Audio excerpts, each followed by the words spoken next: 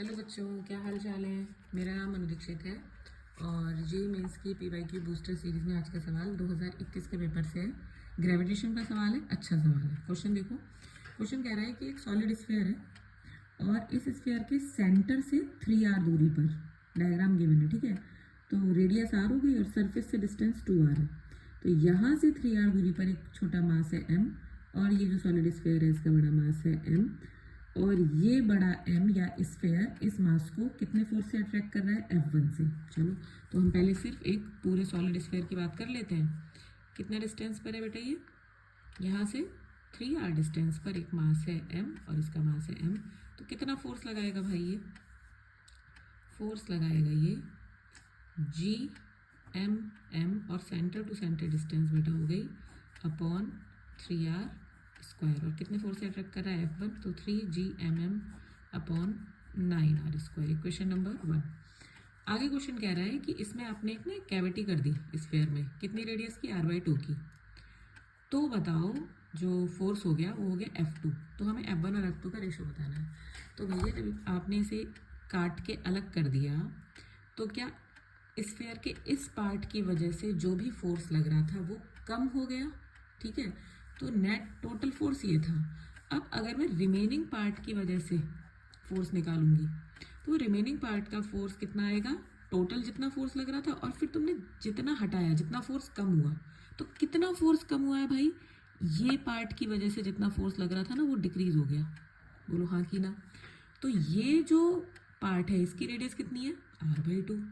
तो हम ये देख लेते हैं कि इसका मास कितना है, r/2। तो क्वेश्चन क्या मतलब दिख रहा है हमें कि r/2 रेडियस होगी। मास देख लेते हैं इसका, क्योंकि हम ये देखेंगे कि कितना फोर्स ये लगा रहा था जो कि हमें कम करना है। समझ रहे हो बात को, समझो बात को।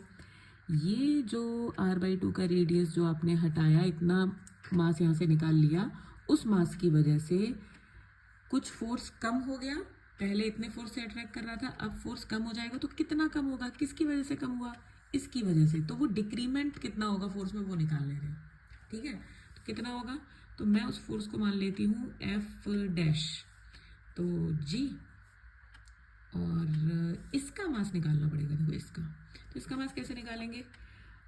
देखो पूरे वॉल्यूम यानी कि पूरे स्फीयर का मास, जिसका वॉल्यूम 4/3 πr³ है, उसका मास है कैपिटल M। तो यूनिट वॉल्यूम का मास कितना होगा, m/4/3 πr³। तो हमें कितने का चाहिए, हमें r/2 रेडियस का चाहिए, यानी कि 4/3 पाई रेडियस की जगह r/2 का क्यूब। इसका मास कितना होगा, ये हो जाएगा m/4/3 πr³ मल्टीप्लाई में 4/3 पाई r/2 का होल क्यूब। तो क्या क्या कैंसिल हो गया, 4/3 पाई से 4/3, r³ से r³। तो मास आया भाई m/8। यानी कि ये जो कैविटी आपने हटाई है, स्फीयर इतना पार्ट हटाया, उसका मास है m/8। किसको अट्रैक्ट कर रहा था पहले, ये m को। और डिस्टेंस कितनी हो गई, देखो यहाँ से यहाँ तक r/2 और ये 2r। तो 2r प्लस r/2 कितना हो जाएगा, 5r/2। तो 5r/2 का स्क्वायर। तो F' आ गया GMM अपॉन, अब देखो ये आ जाएगा 25, है ना। और 2 ऊपर पहुँचेगा तो ये आ जाएगा 2 2 ज़ा 4 ऊपर, तो ये आ जाएगा बेटा 50r²।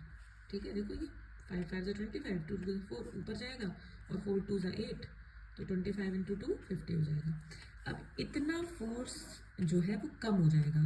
तो अब जो फोर्स बचा, यानी कि जो कैविटी, ये कैविटी हटाने के बाद इतना पार्ट बचा, तो ये पार्ट अब फोर्स कितना लगाएगा इस पे, तो पूरा लगा रहा था इतना, इसके हटने की वजह से इतना कम हो गया। तो नेट कितना बचा, F2 कितना हुआ, ये इसमें से इसको माइनस कर दो, GMM/9r² माइनस GMM/50r²।